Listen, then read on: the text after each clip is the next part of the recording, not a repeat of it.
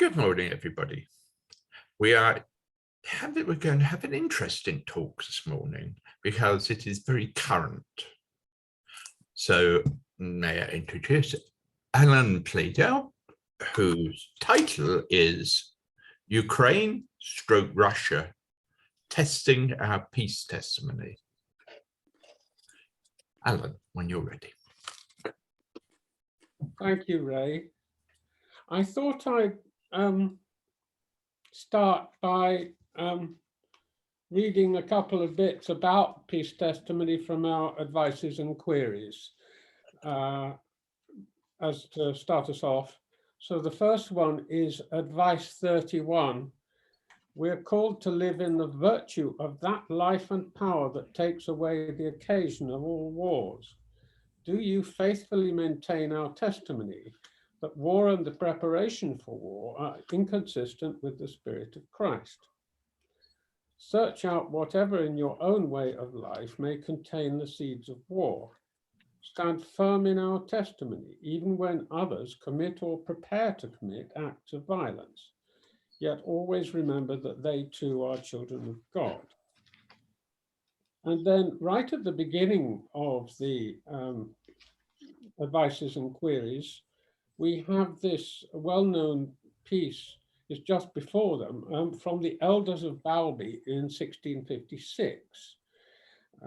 Dearly beloved friends, these things we do not lay upon you as a rule or a form to walk by, but that all with the measure of light which is pure and holy may be guided, and so in the light, walking and abiding, these may be fulfilled in the spirit, not from the letter, for the letter killeth, but the spirit giveth life.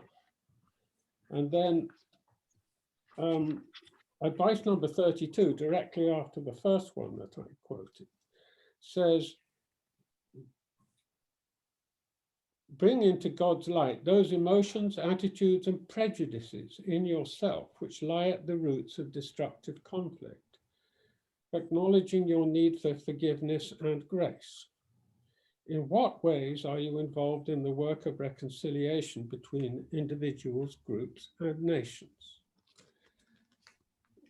I feel I have to confess that I find that second one, number 32, easier to live with than the first one, because the first one seems to imply that we are all pacifists and that we are clear about what that means. And I'm not sure that I am, or that I ever have been, but I have wanted to seek the ways of peace and endeavored to do so. And I find that the current war and many wars really test me in conscience. And I feel perhaps I should say something a little bit autobiographical about where I'm coming from. I've been 50 years or more a student of international relations. And at one time I was an academic in that field in the 70s, and trying to think about ethics and international relations, and particularly about our inheritance of belligerence as a species, and what we could do about it. And I confess I've always been a little bit skeptical. Sorry, yeah. So I'm not clear that the renunciation of war in principle actually gets us to a more peaceful world, or if so, not necessarily directly. And so that's one thing. I've been a student of international relations for 50+ years, and then I've been associated with Quakers and become a Quaker roughly for the last 30 years. And I got a job at the end of 1991 in Friend's house, working on Russia and on Northern Ireland, and then on former Yugoslavia. And that occupied 17 years of my life. I was the European Relations Secretary there and involved in various peace building efforts in those parts of the world. And then following the end of my job in 2009, I carried on for another 10, 11 years supporting peace efforts in former Yugoslavia, all around the republics there. And then 4 or 5 years ago, I got invited to go back onto the governing board of Friends House Moscow, which I'd helped to put together as an independent Quaker international charity in the early 90s. So there's quite a spread of different experiences there, which, however, it seems to me, have quite a lot to do with one another. So the other thing I think I wanted to say is that quite often our attitudes towards these things are affected by family background. And this copy of Quaker Faith and Practice that I was reading from is in fact my father's. And he joined the Royal Navy just before his 18th birthday in 1938, convinced in conscience that Hitler had to be stopped. His elder brother was a pacifist, a member of the Peace Pledge Union, and these two brothers really cared about and respected one another. And there's a story that my father defended his elder brother against their father, my grandfather, when he berated the elder brother for his cowardice and said, look at your fine young brother here, he's in naval uniform. Aren't you ashamed of yourself? He's fighting for king and country. And my father turned around and said, that's not what I'm fighting for. I'm fighting because I think this is an evil which has to be stopped. And all of my life, I felt the tension between the positions of the two brothers. So that's roughly where I'm coming from. And I hope it's a creative tension, but it's not a resolved one. So let's go to Russia and Ukraine and what's been going on. The current phase of this war is 100 days old today, and it's getting worse, and it's likely to be far more protracted than people thought right at the beginning. On the one hand, most people would like it to stop as soon as possible, and I guess I would too. On the other hand, the question arises, what is a tolerable or barely tolerable outcome? And are there outcomes which would be worse as a result of stopping now, if that were possible, which are worse than continuing to something prospectively more tolerable? And that, I think, is an open question, not easily resolvable because we don't have a crystal ball.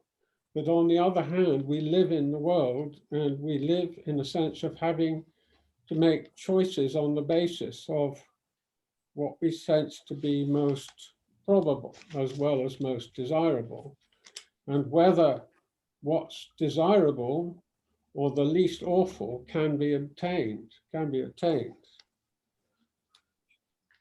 So I think that in many lives, there's a tension between wanting peace and wanting quiet, and also a feeling that we are driven to assist where it is possible to assist, when people far worse off than ourselves are in the direct line of an assault that they can't escape.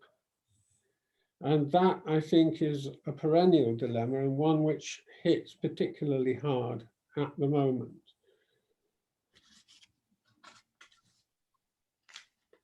So we feel, most human beings with a conscience feel obliged to assist.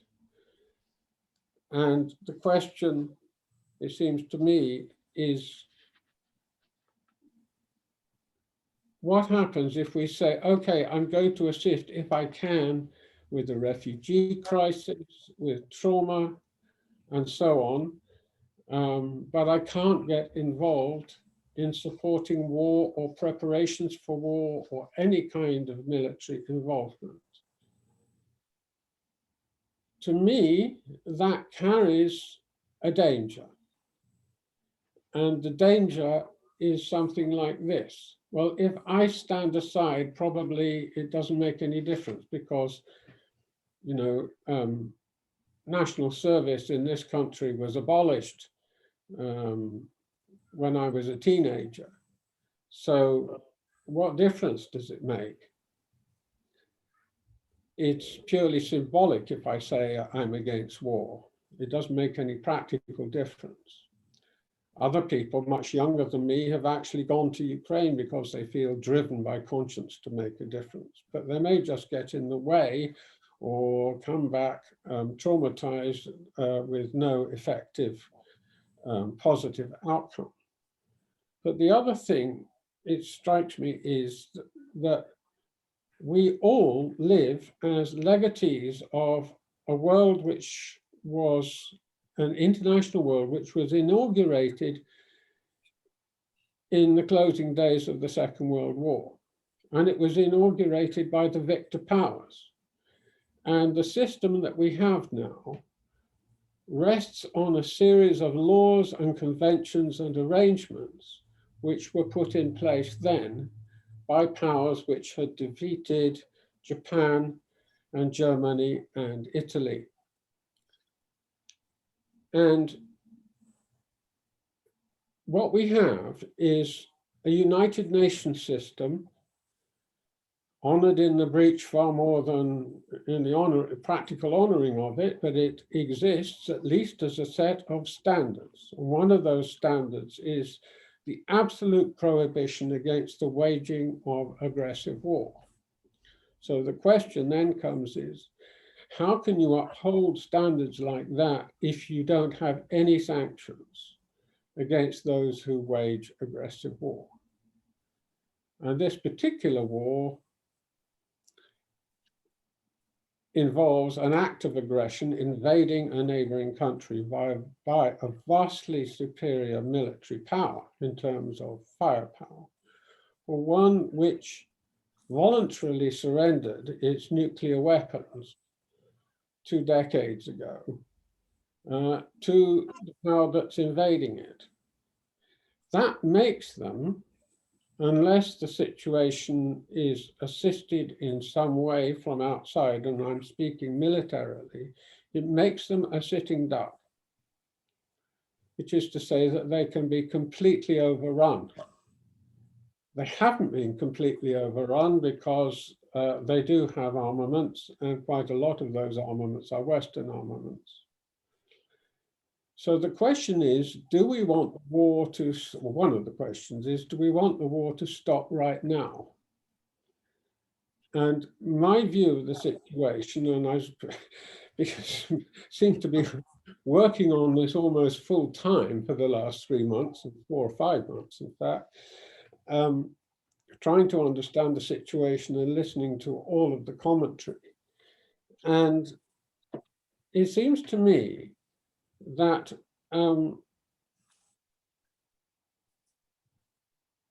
that if the balance of the situation is not affected by external inputs, Russia wins.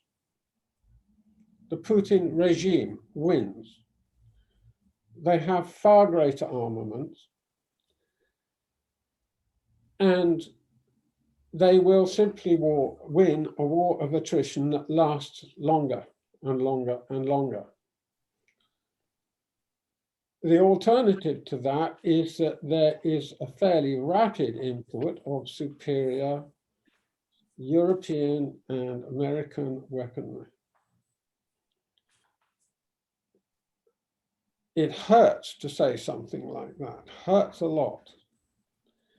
However, looking at the situation, I can see an alternative it seems to me, I want to recur actually something. I couldn't find the quotation this morning. I was looking for it.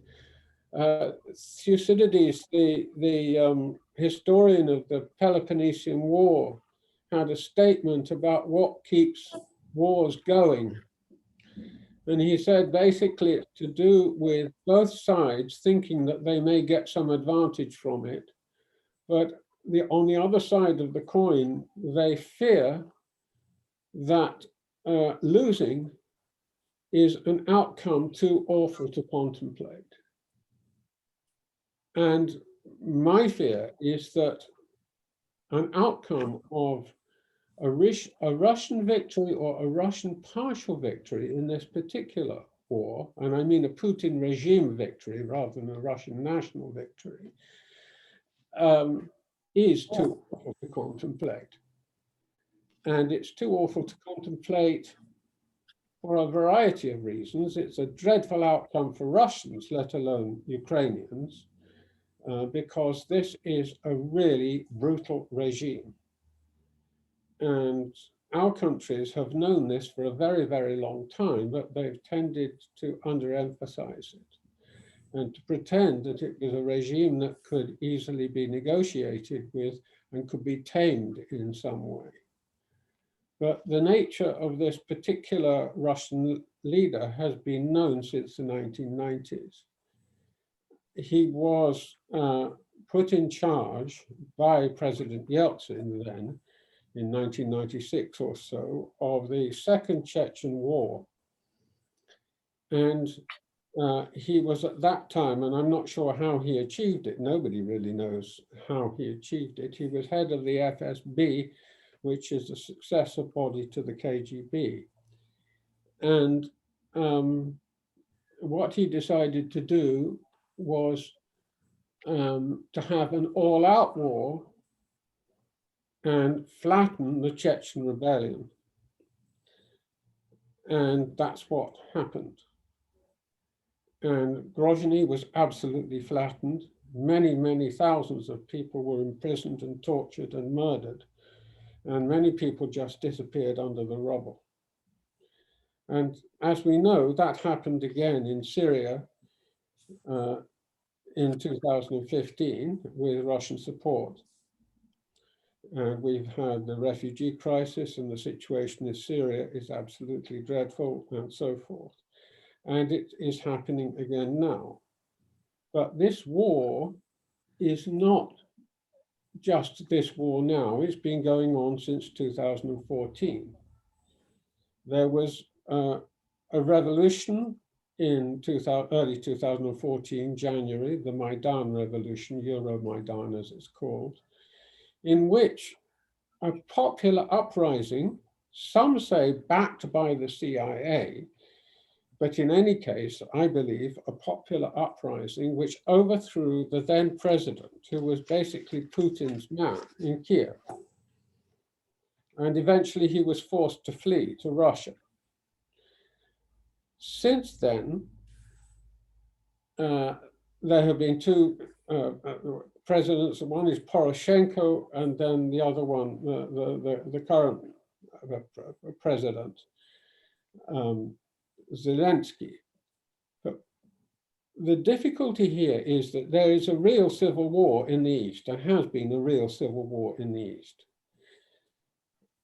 In those industrial parts of Ukraine, which were majority and are majority Russian speaking, and people who identify as ethnic Russians, a minority population in the East who saw greater affinity with Russia than with Ukraine. However, my view of the situation, attempting to read what's been going on, is that this situation was hugely exacerbated by the Putin regime's own machinations. And so the result of Euromaidan, although it secured, what can I say, a more Ukrainian president in Kiev, although the current president, Zelensky, is a native Russian speaker, and that doesn't tend to get spoken about a lot. this war is not about whether you speak Russian or not, or whether you speak Ukrainian. But I mentioned Poroshenko, and during his time as president, they enacted some laws which I think were inflammatory towards the Russians, which is to say that the official language of official business was henceforward to be Ukrainian, which was trying to push back against a history of Russian dominance. So what I would say is this: Zelensky was elected, as you may know. He was just this TV star, but his position has been an anti-corruption one, and also he was elected on a ticket of negotiating peace in the East with the Putin regime. It seems to me that the Putin regime was actually just not interested in this because it wanted to hang on to the gains that it had made in 2014, which are the annexation of Crimea and also expanding control in Luhansk and Donetsk. So it's a very, very complicated picture. But I think what I want us to think about really is this, that this isn't just about, just is the wrong word, or it's not only about Russia and Ukraine. The long-term implications and consequences of this war are utterly tremendous in terms of their scale and their destructiveness, potentially. We have all of the ports in the Black Sea blockaded currently by the Russian Navy, which means that Ukraine cannot export its grain or its oil. So as we know, there is now a big crisis to do with prices in the West. It's a far bigger crisis in Africa and other countries to which Ukraine exports grain. So that's a major issue. Supposing the war were to stop in a stalemate right now, it would mean that, basically speaking, from a strategic point of view, Russia has the upper hand and it will call the shot. Which means that it basically dictates the terms of a peace. And the question to me is that tolerable for the world that most of us grew up in, which is a world of, for us at least, in Western Europe and many other countries, a world of comparative wealth and certainly comparative stability. The world of, despite the wars which have occurred and the dreadful wars which have occurred, some of them initiated by our countries, and we don't have a very honorable record with them, to say the least. But it's a world which was relatively stable.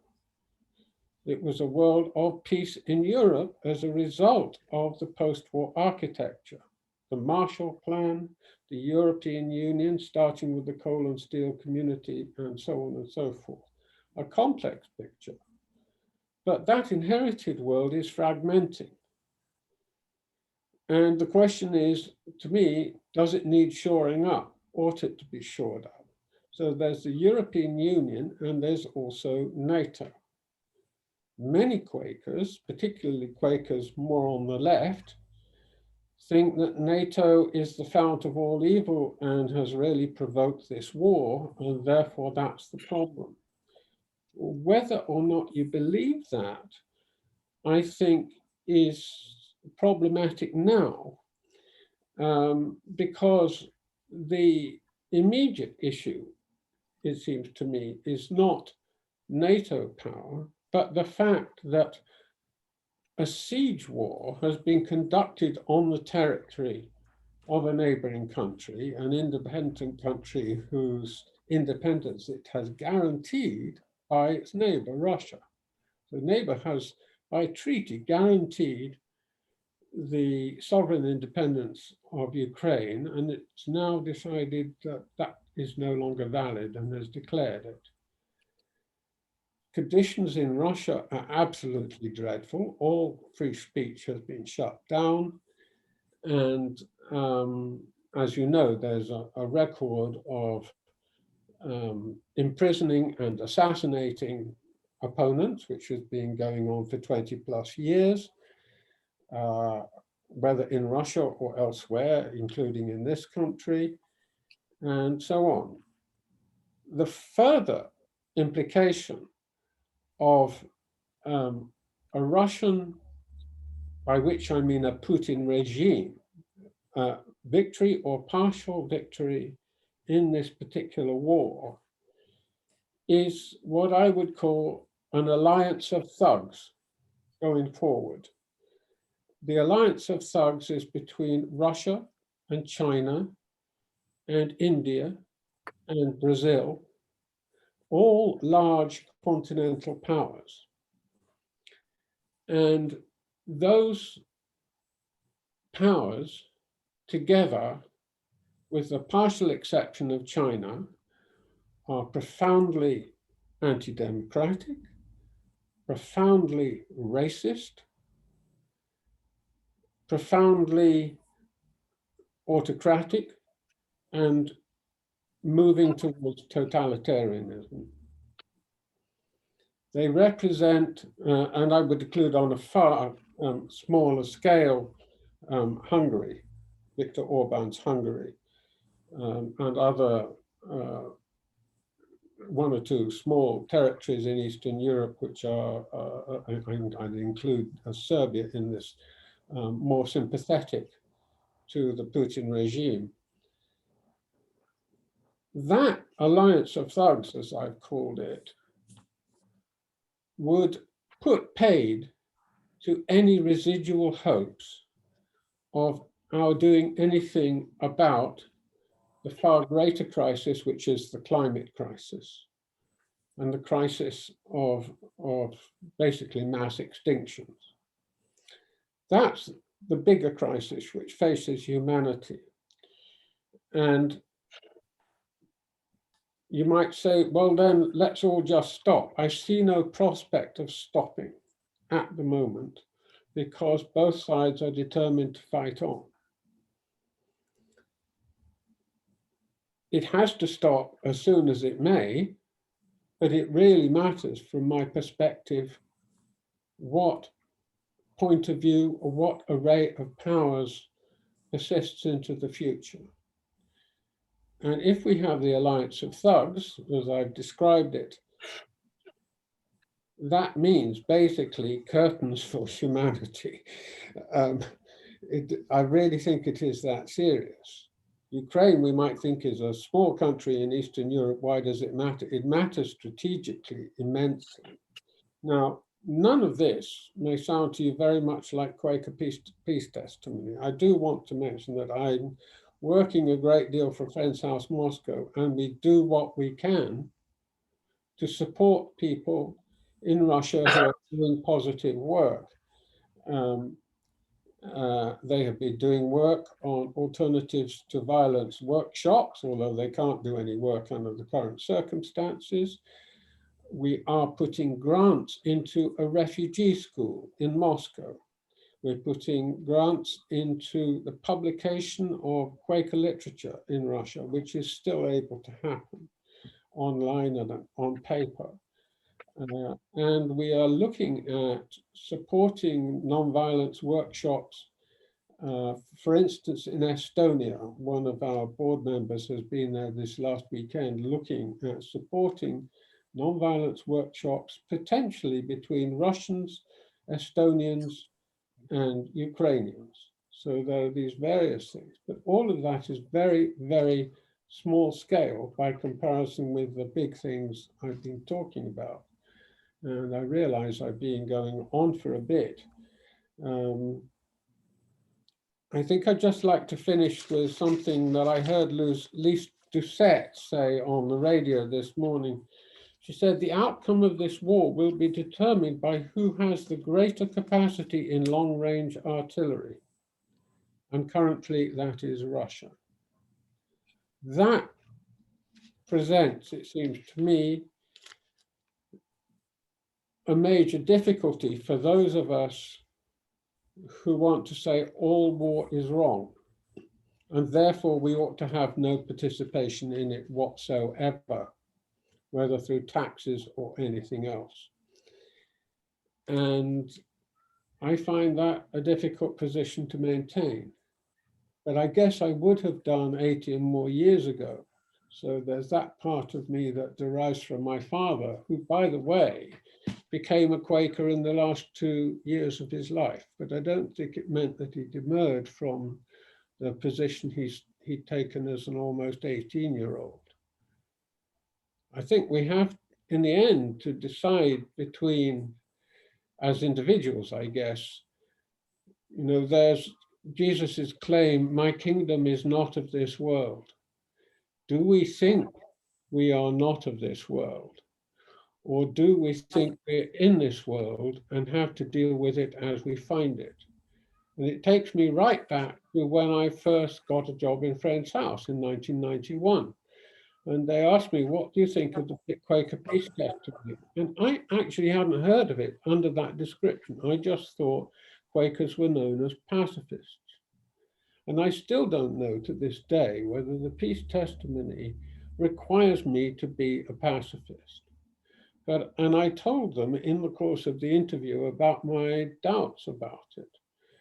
And it seemed to me then, in current conditions, that there was a kind of confluence in terms of practical implications between so-called just war theory and pacifism.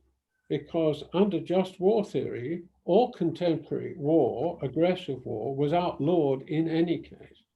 And that's the legacy of the Nuremberg Principles, the UN Charter, and all of these legal arrangements which arose out of the Second World War. So I'm going to stop there because we're now 31 minutes in, and throw it open to you. And we can talk about Quaker work in Russia and elsewhere, or we can talk about these themes that I've been talking about, what I experience as dilemmas.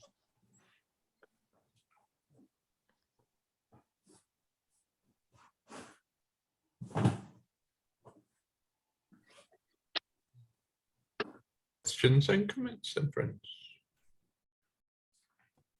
I didn't hear you, Ray. It says my usual statement of questions and comments, friends.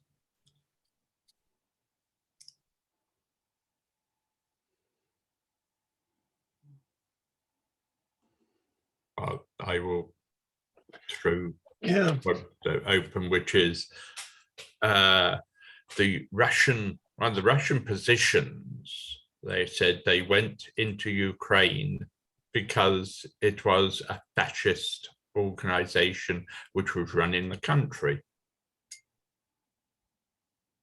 What do I think of that? Yeah. I think it's untrue.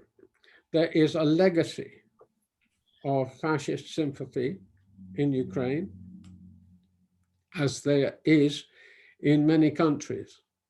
We have quite large, far-right organizations. I'm not an expert on Ukraine. I would own that altogether. I've never been there. However, unless he's extremely clever and an absolute genius, I would say that the stance of Zelensky is certainly not fascist. It's democratic. And he was elected not only on a ticket of attempting to make peace with Russia. Don't forget that Ukraine had already been, that Crimea had already been annexed, and these large chunks of the East claimed in breakaway republics. But I don't know if any of you have seen this TV series, Servant of the People. It was made in 2015, and that's the TV comedy series. I recommended it. It's on Channel 4 Plus. It's a number of hours long. It's a whole series. It's a comedy about a man who finds himself thrust into the position of being the president from having been a history teacher. And Zelensky was immensely popular just as a TV star for this thing. But the character he plays as president is anti-corruption. And mainly what he's trying to do is weed out all the oligarchs who were running the Ukrainian economy, which was a fact 10 or more years ago, and probably up to 5 years ago. So unless he is a complete hypocrite and also extremely clever, I would say that the Zelensky represented in that comedy series is much the same as the Zelensky you're getting now, which is to say he's self-consistent. And what you're getting now is we are a country with all sorts of problems. We're trying to go democratic and we want to be part of the European Union. And as he said, he wanted to be part of NATO. And we know that that was a stick in Putin's eye, but I'm not sure of how relevant that is. And in any case, halfway through this war, already he was saying, okay, we'll have to give up on NATO. We obviously can't do that. We'll have to have a negotiated settlement. So I would say that he's a pragmatist and a democratic pragmatist. And there are undoubtedly unpleasant extreme right-wingers, including people who probably wouldn't complain about calling themselves Nazis or being called Nazis. But I think they're in a minority.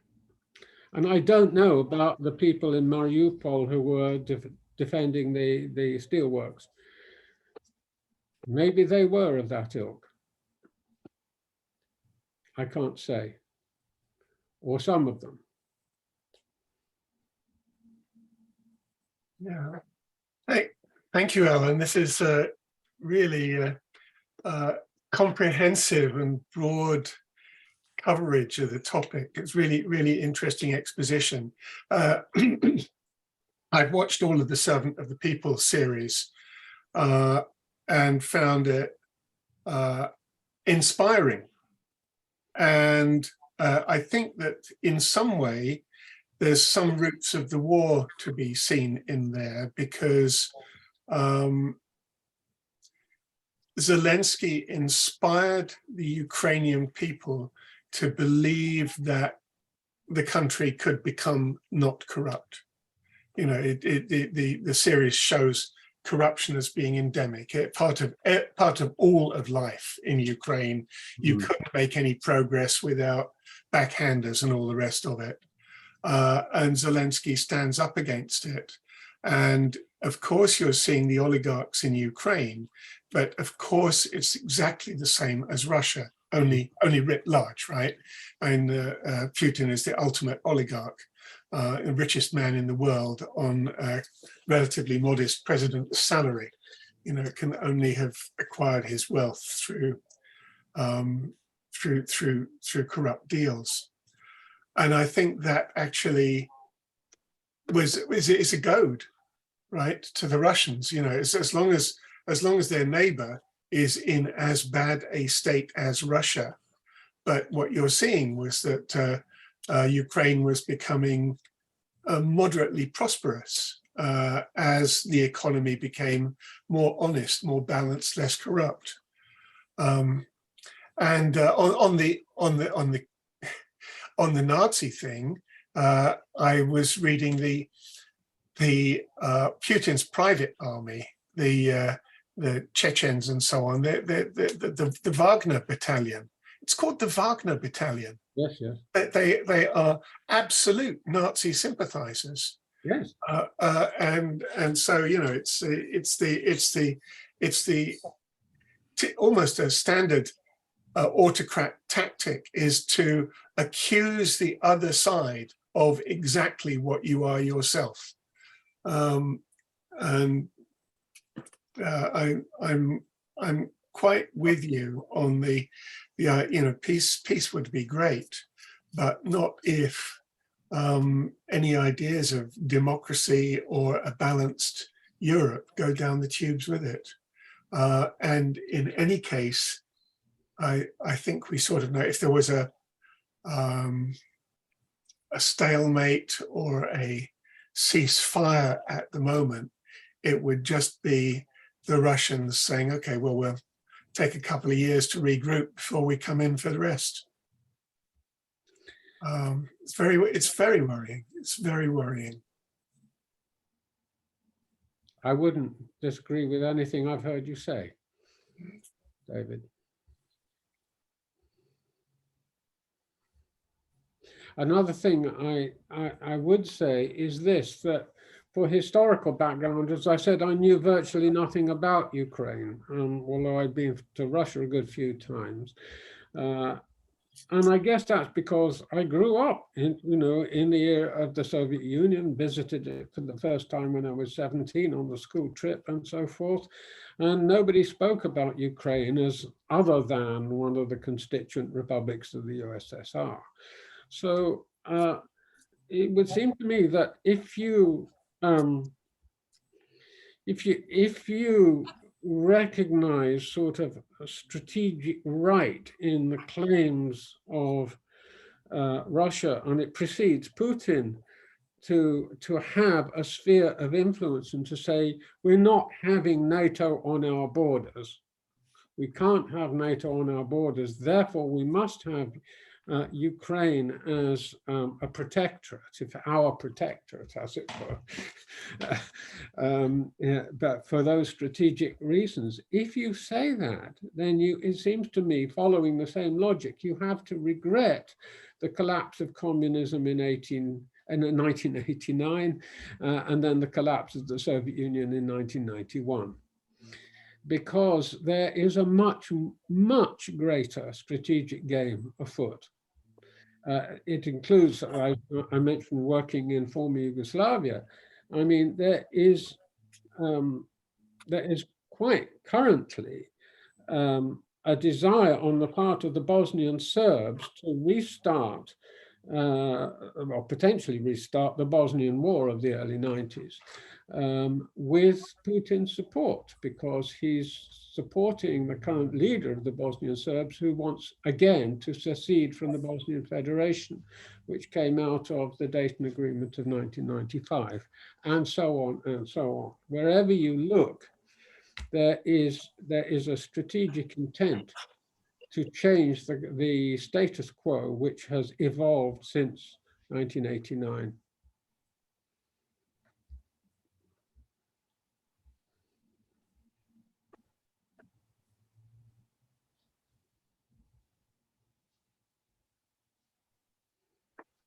Well, there's this whole piece about believing that it's okay to go in and destabilize a country or a regime, which, we know from, unfortunately, from our own colonial history, it's what the Brits have done. And the Brits have traditionally looked to see who's got the balance of power in Europe and gone and destabilized that so that there would always be a balance, so that we would not necessarily have the upper hand, but nobody else would either.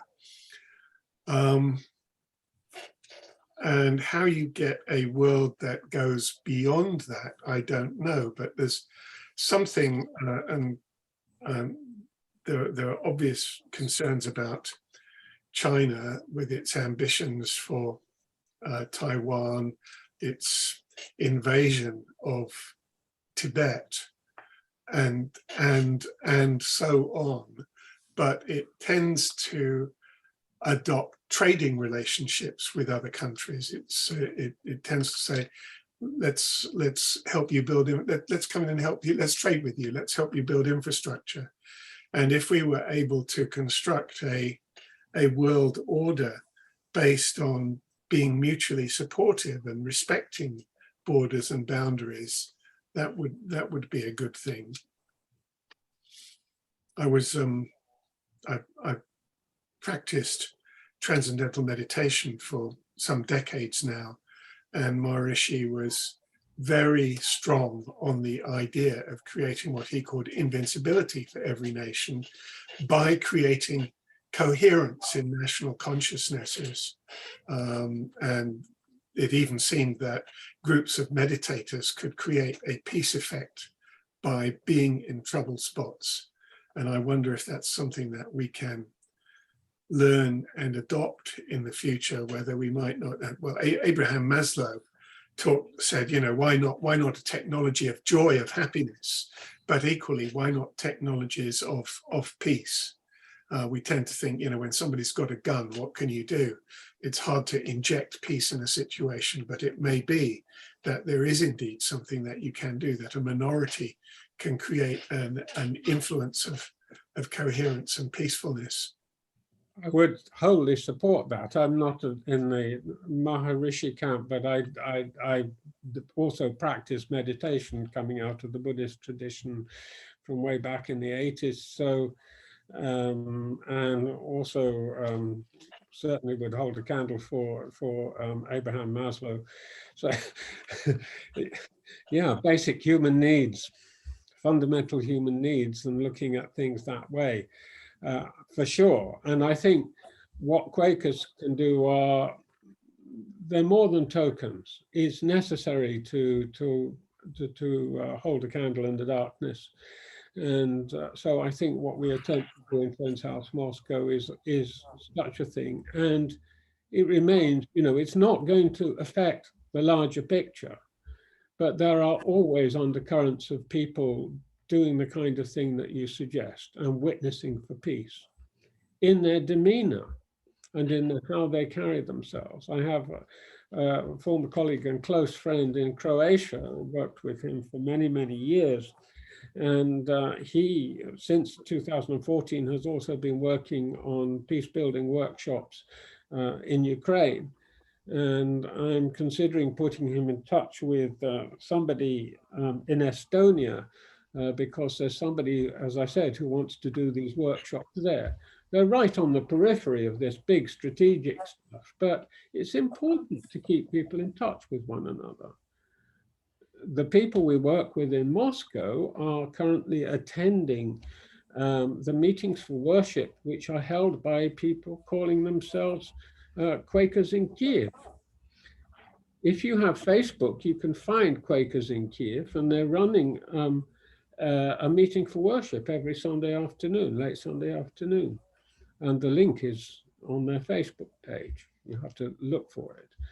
You may also find it, I'm not sure, but European and Middle East section of Friends Committee, World Committee for Consultation, FWCC.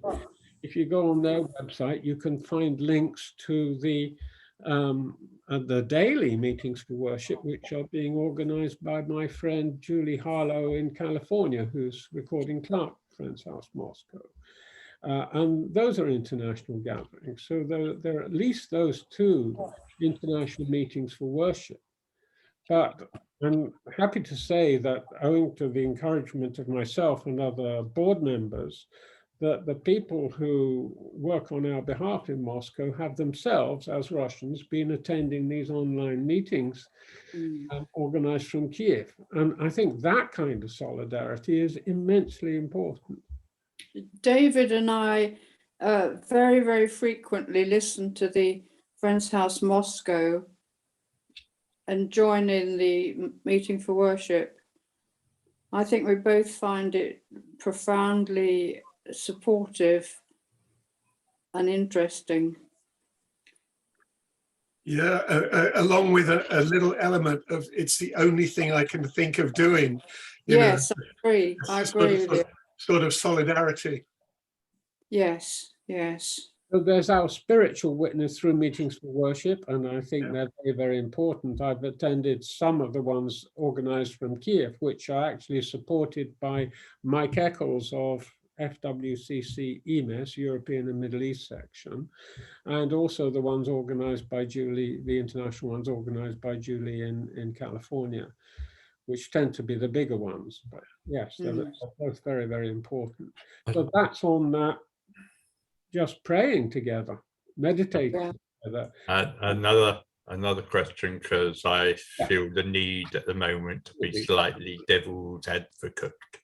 Yeah, sure. Is that this is for all friends here?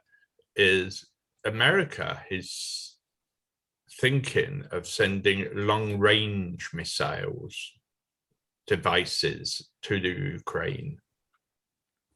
Could this be an escalation, or is it needed? Or my personal view is that it is needed because Russia wins in the long term otherwise. It's a crude calculation, and it's dangerous. It is an escalation and unpredictable. It's both dangerous and necessary, is what I would say personally, because Russia prevails for them otherwise. Well, and the situation stays messy. The Ukrainians are doing a deal with Poland to jointly manufacture weapons in Poland. So at that point, the Russians can say, well, the war's general, you know, we'll attack Poland, at which point they're attacking NATO, and so on.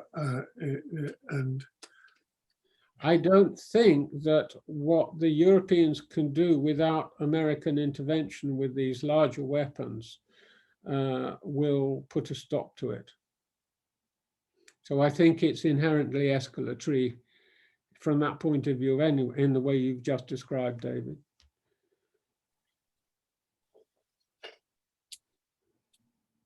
But I was going to say something else, which is that yes, we can pray. If we want to give material assistance, you can give to Friends House Moscow. You can also give through a link on the EMES website to trauma work, which is being organized in neighboring countries around the west and northwest of Ukraine. That's another thing. But I would also say the DEC, Disasters Emergency Committee. I mean, it's not. Why do we have to give solely through Quaker auspices? That's going to be very, very small scale, and it may be the kind of thing we want to support. But if it's relief you want to be involved with, and I think probably the most efficient thing is to give through the Disasters Emergency Committee.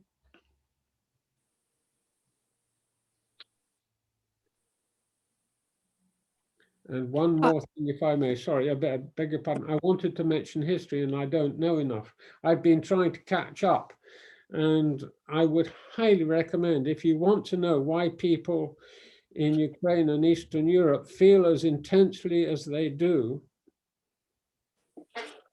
about this situation, and it's very different from feelings in Western Europe, I would recommend the Yale historian Timothy Snyder and his book Bloodlands, which is both about the history of the Nazis and the Stalin regime in that part of the world, when they were essentially allies for 2 years between 1939 and 41, but also in Stalin's case, right through the 1930s, and what was done in Ukraine under the name of the Soviet Union. That's important background to this. Also, our own Timothy Garton Ash has wrote a lot on this subject.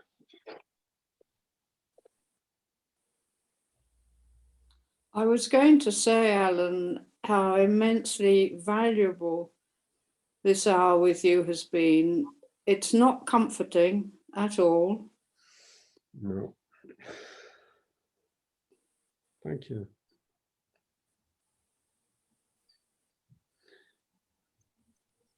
any more comments, friends?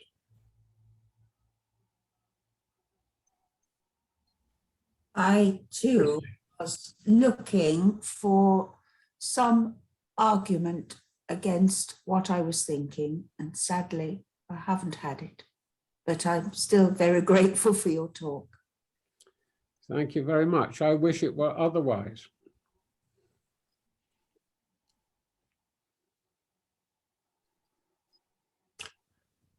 Okay, friends, I think we've come to a natural close now. You'll be pleased to hear that next week we have Graham Davey, who poses the question, why teach maths? Yeah.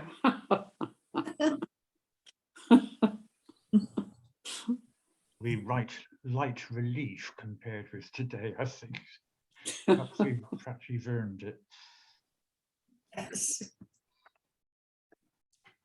Okay, thank you. And have a good day, friends. Yeah, thanks everyone. Thank you, Alan. We'll try. Thank you, Alan. Thank you. Go well, friends.